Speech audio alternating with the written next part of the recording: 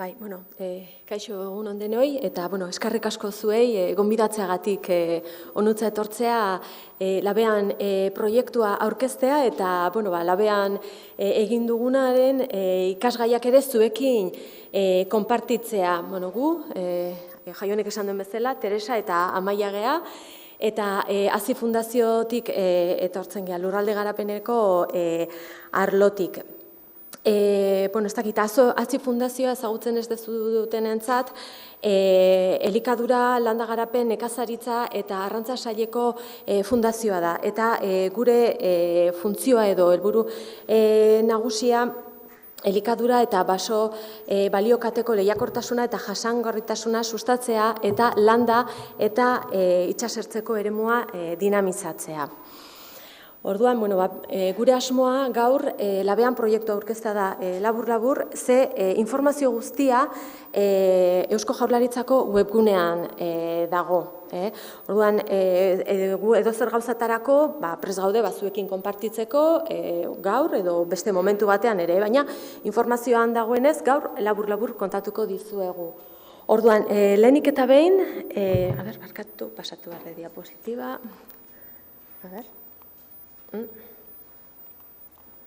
ez du nahi, ez dakit.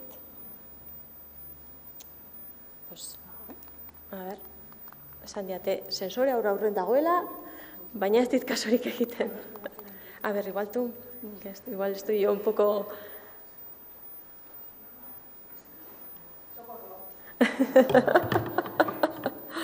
Bueno... Son cosas del directo que se dice, ¿verdad? Pero sí que va. Sí, o igual le habré tocado yo algo a hacer pruebas.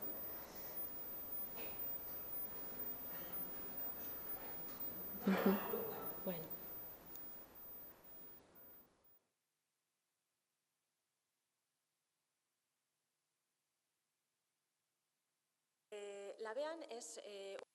Labean, proiektu piloto bat da, 2019an jarri zen martxan. Eta 4 urte iraundu ditu 2022 arte. Proiektu pilotua bultzatu dute Europar politiken sailetik. Eta gauzatu da Hazi Fundazioaren bitartez. Proiektua oinarritzen da berrikuntza sozialean, gizarte berrikuntzan, eta helburua da nagusiki tresna jakin batzuk baliatzea, metxe dugu lehen gardenkia, bide batez, tira. Esaten duen bezala, helburua da tresna berriak erabiltzea eta modu horretan dinamizatzea, konektatzea eskualdeak eta pertsonak. Batez ere, bilatu nahi duguna da lan eredu berri bat, sarean lan egiteko eta bultzatzeko landa eremuko komunitateen saretzea. Lortu nahi ditugu arazo zaharrentzako soluzio berriak. Zer esango dizuet gizarte berrikuntzari buruz, gure kideak entzun ondoren, gauza asko eta asko esplikatu dizkigu Nestorrek. Orain hemen ikusiko duzuena da, gutxi gora bera, aplikazio txiki bat. Hau da, Nestorrek lehen azaldu dizkigun kontzeptuen aplikazio bat.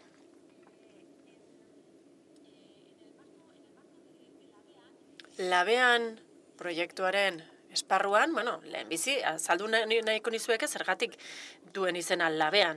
Labean proiektuan sartzen ditugu, lehen Nestorrek berrikuntza sozialari buruz aipatu dizkigun osagai guztiak, labe horretan sartzen ditugu, eta soluzio berri eta arduratsuak sortu nahi ditugu, hauteban ditugun behar horietarako, eskualdeen beharretarako. Eta nor sartzen da labe horretan? Pertsonak, norbanako gisa, edo elkarteak ere bai, eragozietako entitateak beraz. Bestalde, erakunde publikoak ere hortxe sartuko lirateke, hau da, udalak, administrazio batzordeak, eraguztietako organoak izango genituzke. Erakunde publikoen barruan, maila anitzeko erakundeak izango lirateke. Bestalde, enpresak ere izango genituzke. Enpresak, ibilbide, ekintzaile jakin badutenak, edo...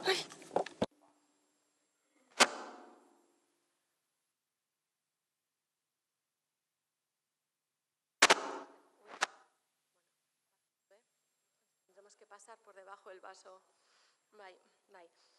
Estaba hablando de los ingredientes que metemos en el... Tira, aipatzen ari nintzen, labean zer nolako osagaiak sartzen ditugu. Enpresetaz ari nintzen, bide luzea egin duten enpresak eta pertsonak intzaileak ere bai. Lan metodologia, lan tresna jakin batzu ditugu, baliabideak ere bai, azpiegiturak, ekipamenduak, eskualdetan baditugunak. Eta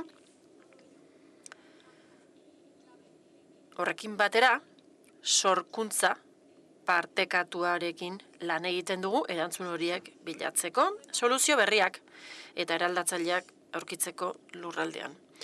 Beraz, horixe da, labean. Norekin egin dugu lana eta non egin da lana, labean proiektuan, 3 eskualdetan, Enkarterrietan Bizkaian, Añanan eta Arabako mendialdean, Araba. Eta norekin egin dugu lan?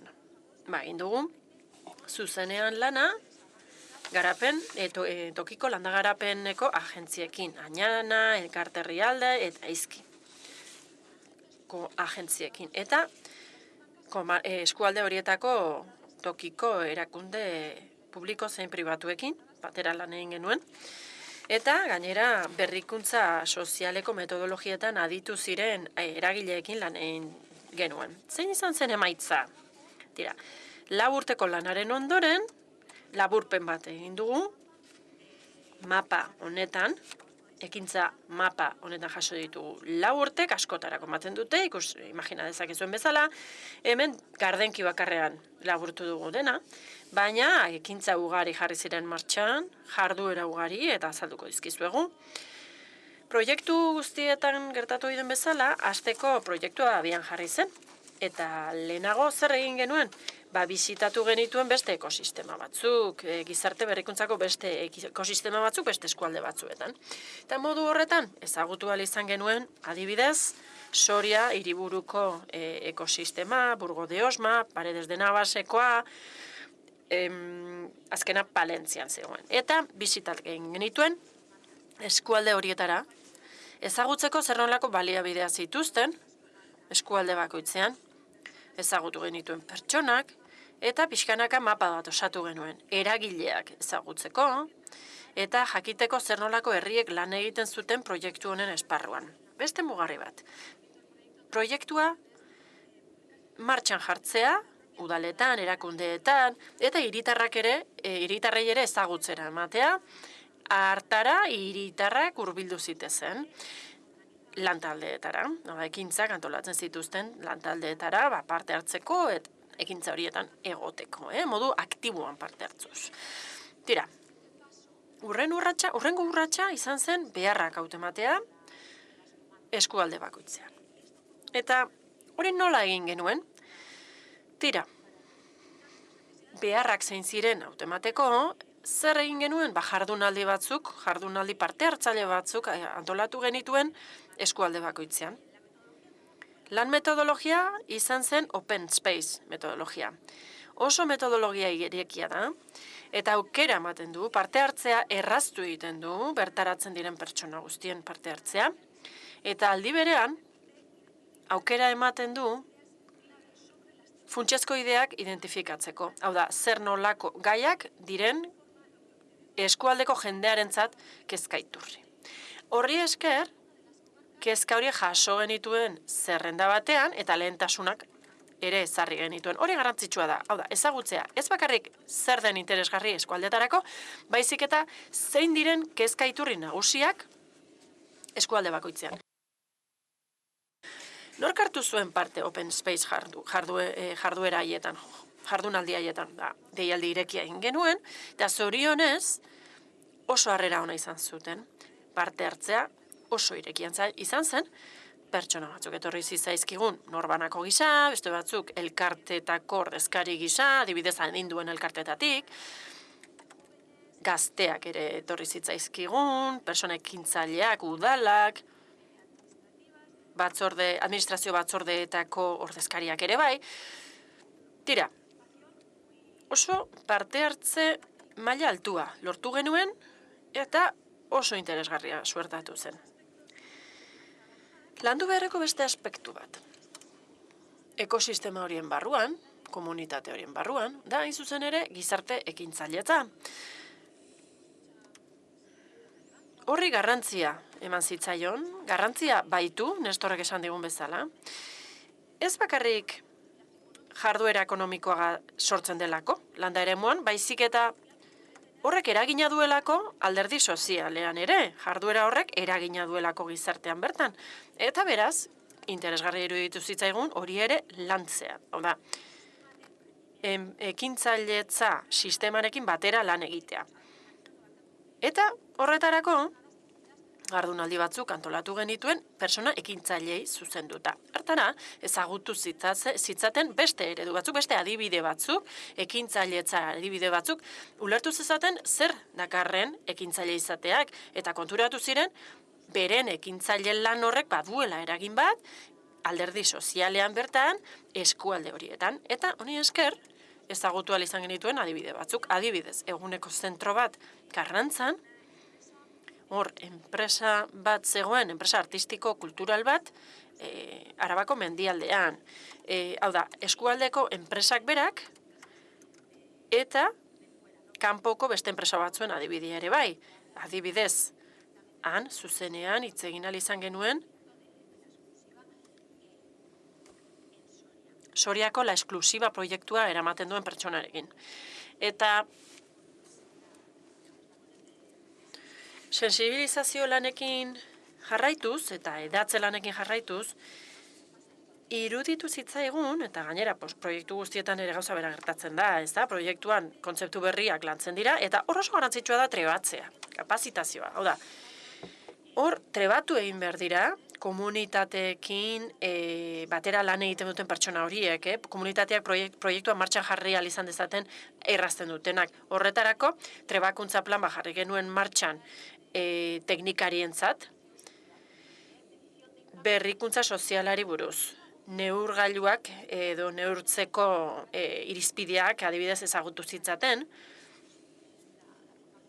eta trebakuntza oso garrantzitsua da, esan dizuen bezala, horrelako proiektuetan. Izan ere, beti horrelakoetan kontzeptu berriak erabilioi dira, eta batzuetan komplikatu xamarrak izaten dira, Nestorrek ere aizaldu digu. Vale. Y siguiendo con las acciones... Eta ekintzetara joan da,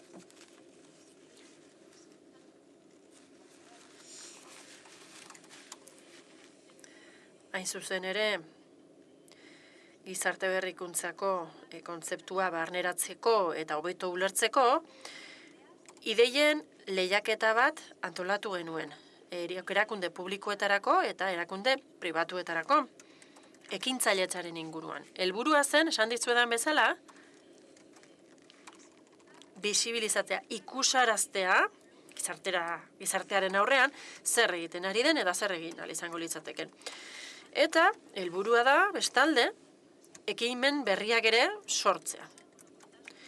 Lehiaketan 12 ekimen aurkeztu ziren, eta gauza berritzaile gisa, lehiaketaren prozesuan zehar mentoretza bat antolatu zen. Hau da, ideia bakoitzak mentoretza bat zuen proiektua aurkeztu baino lehen, aurretik, bai?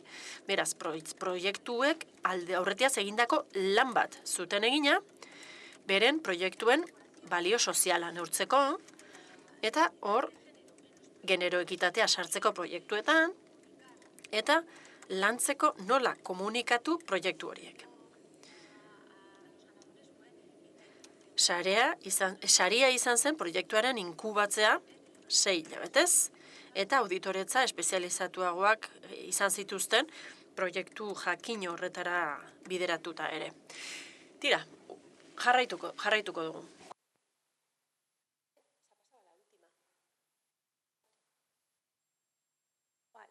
Por la sexta acción. Todo lo que ha contado Amaia. Tira, orain arte Amaiak esan dizuena da nola osatu zen ekosistema hori proiektuaren inguruan. Eta hor kontua zen tresnak behar zituztela erronkei aurre egiteko.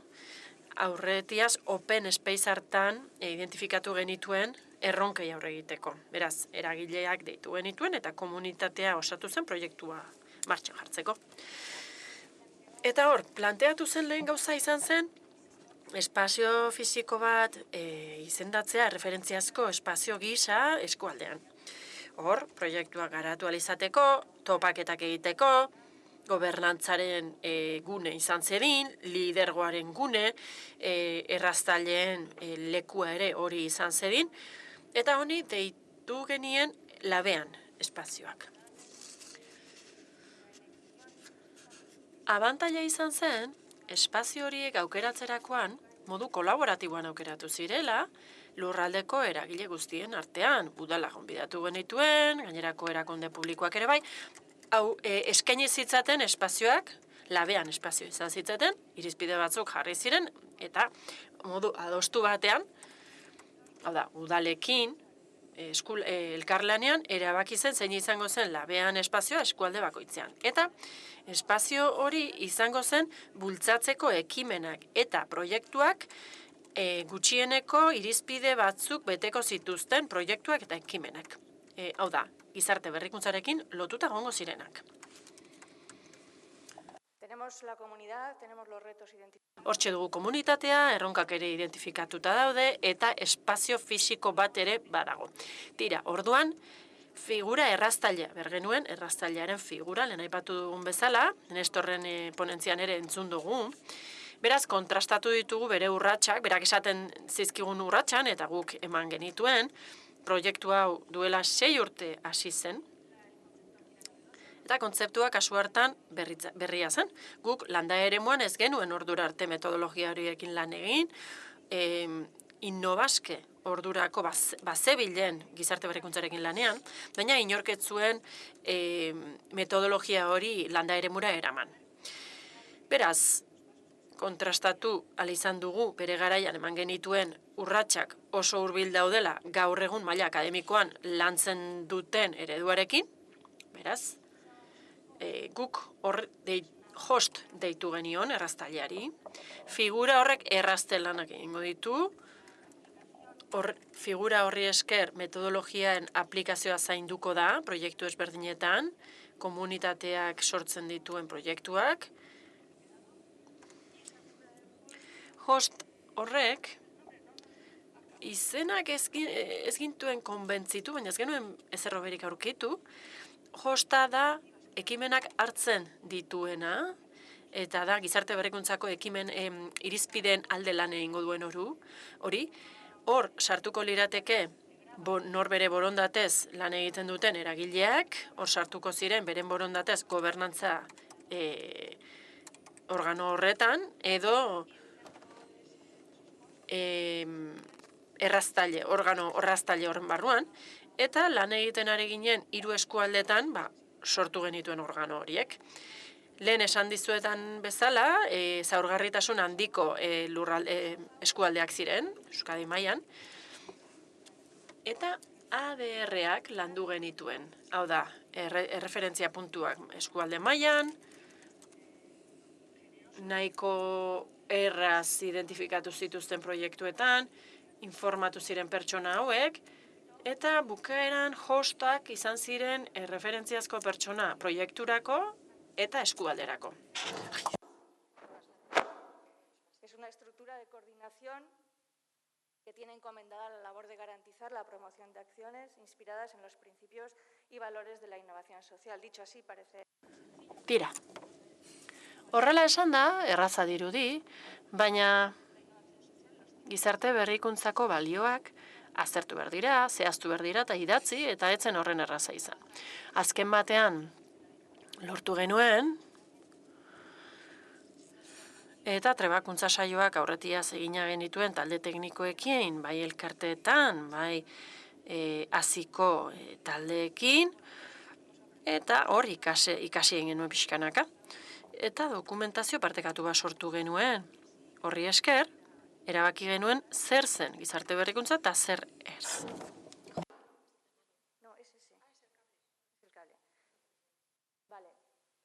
Vale, tenemos ya una comunidad, tenemos técnicos formados, tenemos un espacio labea. Beraz, baditugu teknikoak trebatuta, badugu labean espazioa, baditugu erronkak identifikatuta, eta hori dena martxan jarri beharra zegoen orduan. eta soluzioak martxan jartzeko ordua zen, soluzioak bilatzeko ordua zen. Sorkuntza partekatuko prozesua jarri genituen martxan horretarako, lan taldeak osatu genituen, eta hor sartzen ziren pertsona eta eragile berezik interesatuak, gai horietan ekarpena egin nahi zutenak, maila anitzeko eragileak ziren, erakunde publikoak, erakunde pribatuak, norbanakoak, elkarteak, enpresak, berezik interesatuta zeudenak, eta pentsatzen zutenak zerbait ekarri zezaketela, soluzio horretara, ekarpena egin zezaketela. Beraz, eskualde bakoitzean, sorkuntza partekatuko prozesua martxan jarri genituen, hemen ikusten duzue ardenkian, gero eskura izango duzu informazioa, eta azalpen gehiago beharko bazenute, jarri gurekin harremanetan, eta azalduko dizuegu, xehetasun gehiago. Prozesuak, mugikortasun jasangarri kolaborategi bat izan ziren besteak beste, zilarrezko ekonomiaren inguruko proiektu bat izan zen, Enkarterrin Bizkaian.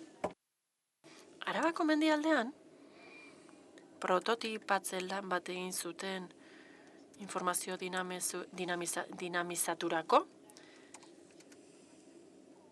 eskualdean informazioa partegatzeko, eta pertsona ekitzaileen Aiamendi proiektuaren martxan jarri zen, nahiko ongi funtzionatu zuen hasieratik, eta gerora ere, beren kabuz lanean jarraitu dute. Ainanan, prototipatzen lanak egin zituzten, zentro komunitario adimendun baten prototipatzen lanak, nahiko sakon lan egin zuten, planteamendu honetan, gerora ez du lortu jarraitzea gaur egun arte, espero dugu dena den bere eragina izatea, egindako lanak, eta ingurumen sensibilizaziorako prototipatzen lanak egiten saiatu ziren, komunitate energetikoetarako. Eta sorkuntza partekatuko prozesu bat oso nabarmena egon zen, eta da biztanlego gazteari bereziki zuzenduta egon zen proiektu bat, oso interesgarria izan zena, ekarpen handia egin zigun proiektuaren inguruan geunden guztioi, bai eta parte hartu zuten pertsona gazte guztioi ere. Eta udalerri horietarako erakundeentzako ere interesgarri izan zen, helburua zen, komunikazio kanalak irekitzea udalen eta gazteen artean. Oso modu anitzean funtzionatu zuen honek. Izan ere, berrikuntza sozialeko prozesuak nola bukatuko diren jakiterik ez dago, eta kasu honetan gazteen prozesu honek eskualde bakoitzean amaiera oso desberdina izan zuen, baina oso impresio ona utzi zuten prozesu horiek bai erakundearentzat, baita persona gaztientzat ere. Aquí las intervenciones que se hicieron Eta horiek izan ziren eskualdetan egin genituen eskuhartzeak, amaitzeko proiektuak edatzeko deialdi bat egin zen, irekiagoa, hor parte hartu ahal izan zuten langile teknikoek, eta udal hautetsiek, beste hautetsi publiko batzuek ere bai, Euskadiko landa eremuko eskualde guztietatik, eta adibide zehatzak landu zituzten. Gizarte berrikuntzako asteazkenak zen programa horren izena, bere abantaila eta desabantailak izan zituen, pandemiaren ondorengo garaian geunden, eta oso komplikatu izan zen. Lehiaketa hori amaiak aipatu dizuena, oso komplikatu izan zen.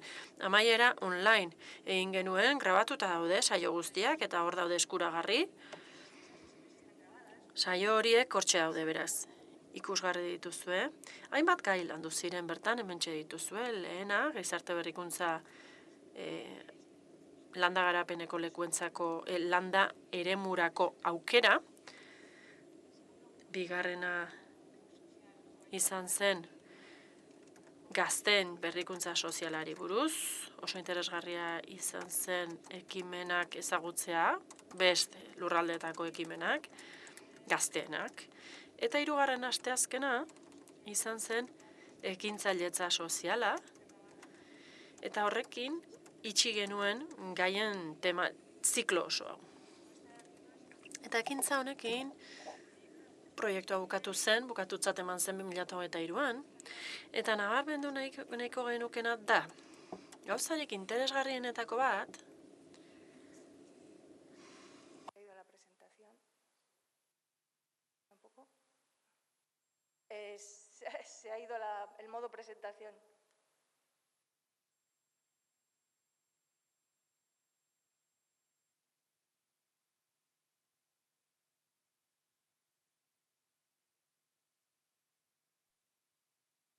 Decíamos que con esta última acción cerrábamos el proyecto y lo que hicimos fue una reflexión. Beraz horra, maieran, gogoeta bat egin genuen, proiektu piloto bat zen, hasieratik genekien piloto bat zela, baina martxan jarri ziren ekintzak, ideiak, erronkak, prototipatzen lanak, eta sortu zen komunitatea bera, gerora ere hor gelditu zen. Ibilbide bat egiten jarraitu zuen horrek denak. Orain, ondorioak bildu ditugu, eta hausnarketa bat egin nahiko genuke ikasketei buruz, hau da, zer irakatsi digun proiektuak hasteko. Edozein komunitaterentzako, gizarte berrikuntzan jardun nahi baldin badu, komunitateak beharrezkoa da ulertzea zer den gizarte berrikuntza, sozializatu egin behar da kontzeptua, ulertu behar da zer den, eta gaur entzun dugu hitzaldi bat, jakiteko zer den gizarte berrikuntza eta zertarako den, ez da erraza kontzeptua ulertzea, ez da erraza ulertzea prozesuak nolakoak diren, baina behar bada ulertu daiteke zertarako egiten diren prozesu hauek. Eta kontuan hartu behar dugu, ziurgabetasun maila izugarria dela berrikuntza sozialeko proiektu bat martxan jartzen dugunean, edozein gairi buruz. Ez dakizu nola bukatuko den, komunitate hori bizia dago eta ez dago jakiterik nola bukatuko duen prozesu horrek, zer nolako arazo ebazpenetara iritsiko den komunitate hori. Erronka identifikatuen inguruan lan egitea garrantzitsua da, open spaceen hori egin genuen, baina ekintzak sinpleak izan behar dute. Ez ambiziotsuegiak, ez komplexuegiak, ekimen errealistak proposatu behar dira. Inorrez dadin zapuztu lan egiterako orduan. Kasu gehienetan, borondatez lan egiten duten pertsonek hartzen dute parte, oso denbora baliotsua dedikatzen dute, eta garrantzitsua da lan hori ezerezean ez geratzea, pertsona horiek zapuztuta ez gelditzea, eta beraz, ekimenek izan behar dute errealistak. Prozesu horietan aditu taldeen laguntza lortu behar da. Pertsona horiek jakin behar dute zer den gizarte berrikuntza, nola aplikatzen den, zer nolako metodoak erabili behar dite. Hori dena, ezinbestekoa da. Hazin, landa garapenean dihardugu, oroar, eta adituen laguntza bilatu dugu. Gizarte berrikuntza oso gauza zehatza da, oso gauza berria da, eta beraz beharrezkoa izan da, kanpoko taldeen laguntza lortzea, adituen laguntza, hori gako bat baita, proiektua ondo joan dadin. Bestalde, borondatezko parte hartzeari buruzari ginen norbaitek, bere borondatez parte hartzen duenean horrelako prozesu batean pentsatzen dugu, bere ekarpenarekin pozik joaten dela etxera, baina batzuetan gehiago bilatu behar da, batzuetan pizgarriak bilatu behar ditu, garrantzi gehiago izango dutenak, eragozietako ideiak daude, adibidez, egurrezko figuratxo bat etxera eramatea, zerbait eramaten duzu zurekin etxera, ezta? Hau da, ni ona etorri naiz, nire denbora eman dut, nire alegina, nire ezagutza partekatu dut, nire ekarpena egin dut, eta pozik noa. Baina hori, denborarekin ez da nahikoa, hori ikusten dugu parte hartze proiektu gehienetan, komunitateetan. Eta hori gertatu zen adibidez, egin zen lehiaketarekin, helburua etzen sari bat eramatea, baizik eta baita ere, 3 hilabeteko mentoretza bat eskaintzea, babes hori eskaintzea, eta hala, prozesu horietan parte hartzen dutenek, zerbait gehiago eramaten dute. Hainbat mailatako eragileek barne hartzen dituzte bete-betean lanean ari diren horiek, edo ertzetatik lanean ari diren horiek, arlo publikokoak, pribatukokoak, eta horien guztien parte hartza ezinbestekoa da zerkakotasun hori lortzeko. Hor interesgarria da, goizan aipatu den hori guztia, ez da, zerkakotasunarena. Komunikazioa, lantzea, komunitate barruan, ikusi dugu berrikuntza behar dugula komunikazioan ere, gure proiektuan lan hobea egin izango genukeen komunikazioa egokitu izan bagenu. Horrela, lanean ari diren kideei aukera ematen diezulako jarraipen bat egiteko, ikusteko zerekin funtzionatzen duten, zeintzuk ez, baterako ebaloketa bat eginez, eta ikaskuntzaren azken puntua, epe luzeko prozesua direlago izan aipatu da, ez da? Eta kontuan izan behar dugu, ekintzak zehatzak izan arren, emaitzak ez direla ikusten berehala, naiz eta proiektua 3-4 urtekoa izan. Orain, urte batzuk igaro direnean, lortu dugu soziosistema horretan, bai maila teknikoan, bai politikoan, bai landa eremuan, lortu dugu egungo politika horietan barne hartzea berrikuntza heldu behar den zerbait bezala, gizarte berrikuntza ari naiz. Ya se incluye como parte de sus objetivos 2022 sektoreko helburu gisa sartuta dago. Eta hor dago, hitzez hitz jasota, gizarte berrikuntzako eredu bat, garatzea landa eremuan, hainbat eragilerekin, herritarren partaidetzarakin eta lankidetza publiko-pribaturako hainbat formularekin. Hau guztia proiektu pilotuan lantzen genuen. Eta legeak ezarritakoaren harira ezartzen da, bestea beste, lurralde garapenaren izapidetze hori, ez? Oraindik izapidetzean dagoen hori.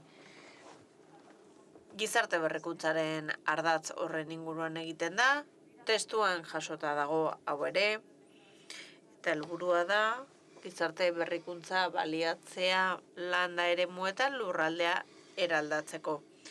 Erronkak eta aukerak baliatuta. Eta 3 eremu azpimarratzen ditu modu berezian, lehentasunezkotzat hartzen baititu. Berdintasuna, gazteria eta parte hartzea. Eta hor, behar guztiak lerrokatuta zeuden, eta ikusi dugu plangintzan islatu egiten dela ere dokumentuetan. programas comarcales de desarrollo rural que desarrollan también la... Eta badaude ere legearen ondorioz garatzen diren beste programa batzuk oraindik bero-bero daudenak, bai? Idatzi berri, Euskadiko lurralde eremuetan beren tokiko programak garatu dituzte, berariaz egindakoak, eta jarduera ildoak aztertzen baditugu, ikusten dugu gizarte berrikuntza, eta irakurriko dute, uzten badit. Como herramienta válida para abordar temáticas como... Hemen dituzu, pantailan.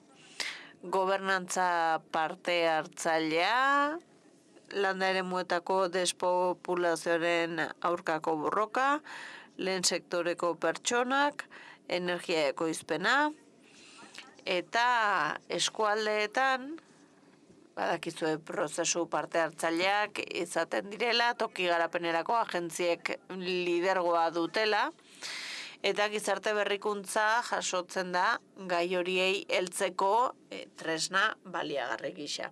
Beraz, ikus dezakegu gizarte berrikuntzan ari direla onartzen, badela, metodologia oinarrizko bat aplikatzeko izan daitekena erronka hauei heltzeko. Ikusiko dugu, nola gauzatzen diren proiektuak eta ekintzak. Eta hauxe gure aurkezpena saiatu gara, laburtzen, edukia, hemen azaldora izateko esan behar dut, erronka handia izan dela. Aurkezpenean duzu esteka bat, bertan sartzaitezkete Eusko Jaurlaritzaren atalo horretara, bertan ikustezakazue nola doan proiektua, nondik norako guztiak dituzue bertan.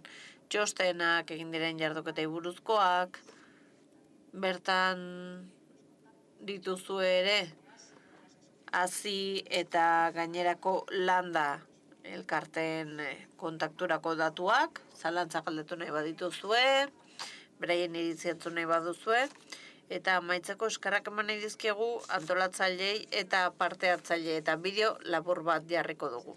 Bai, minututxo batzu besterik ez dira. Eta bada, proiektu amaierarako egindako bideotxo bat. Zeinaren bidez, gainerako eskualdei kontatu nahi baitiegu zer egin den proiektu honetan, nola egin den, eta eskerrik asko.